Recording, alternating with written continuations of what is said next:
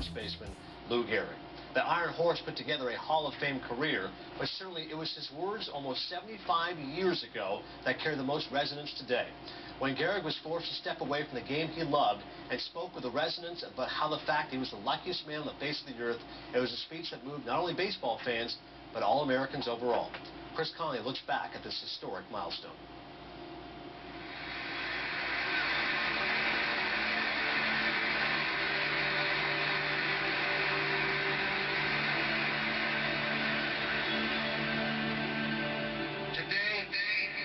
I consider myself the luckiest man on the face of the earth.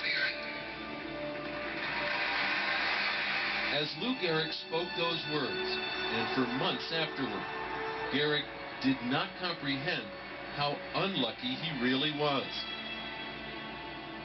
Scores of his personal letters show that no one, not his wife, not even his doctor, could bear to tell him the truth, that the ALS he had been diagnosed with would claim his life. July 16th, 1939. Sunday. My dear Paul, just a line to say hello and also report the splendid progress I am making. Gehrig's letters are to and from Dr. Paul O'Leary, a physician at the Mayo Clinic in Minnesota, where Gehrig's ALS was diagnosed. Affectionate, inquisitive, and above all, hopeful, the letters show a different side of the Iron Horse, who just 2 weeks after his day at Yankee Stadium felt he was improving. I have gained 7 to 9 pounds, seem a little more secure on my legs, and in general feel great. Everybody is commenting, sincerely I hope, not just to offer encouragement, on how much better I look. Gehrig wanted to be a good patient. He took his prescribed vitamins, cut down on his smoking, and reported on his muscle twitches and tremors. In response, Dr. O'Leary tried to sustain Gehrig's spirit while remaining realistic. July 18, 1939. Dear Lou, your letter is most encouraging, and I was glad to know you had shown this gain in weight.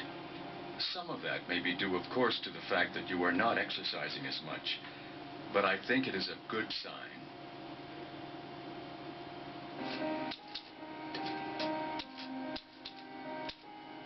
But Gehrig grew self-conscious about his deteriorating penmanship. Thereafter, his letters would be typed, and he would avoid even signing his own name, often having his wife Eleanor sign for him, or using a stamp. The deception had the desired effect. Gehrig felt a surge of hope.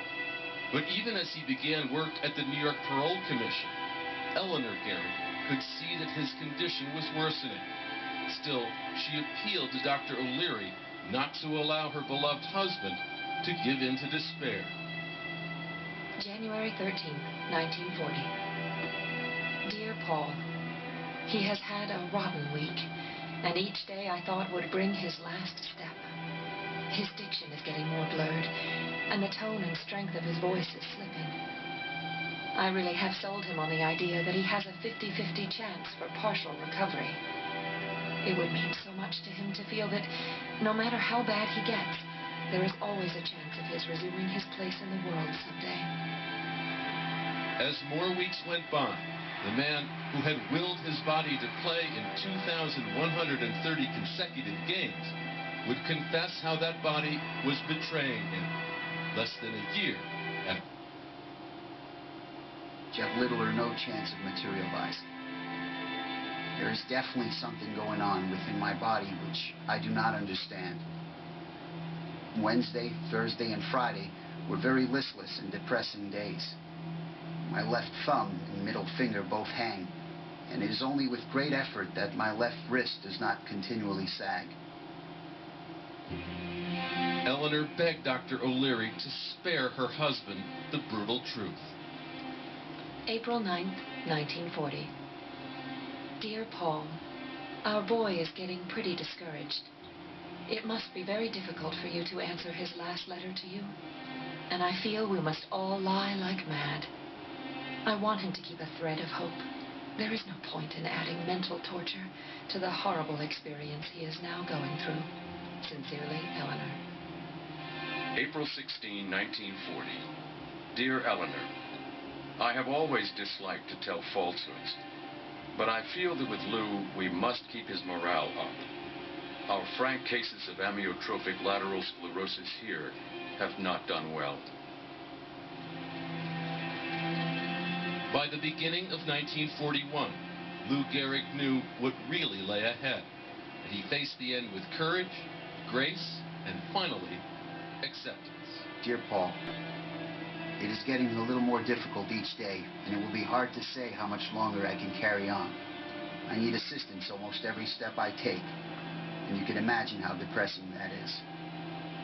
I intend to hold on as long as possible, and then if the inevitable comes, I will accept it philosophically and hope for the best. That's all we can do. Sincerely, Lou Gehrig. Lou Gehrig died at his home in the Bronx, June 2nd, 1941. He was 37 years old. That I might have been given a bad grade, but I've got an awful lot to live for. Thank you. Heartfelt tribute there from Chris Connolly. Certainly was Eric an American hero.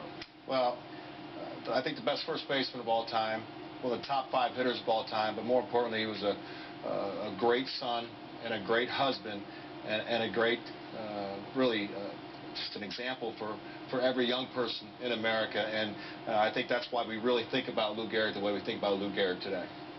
It's interesting. We always think of him, of how stoically he faced this disease that they didn't know much about, but we know today certainly how bad the prognosis was. Very interesting to hear how little he really knew of what was going on with his body. Not that he wouldn't have been stoic as well, but the decision to keep everything from him is not part of the legend of Lou Gehrig that's been passed down to all of us. And that kind of breaks my heart to think about, because this is a man, 2,130 straight baseball games. He gave every bit of what his body had in it to the fans, to the team, to the teammates, to the organization.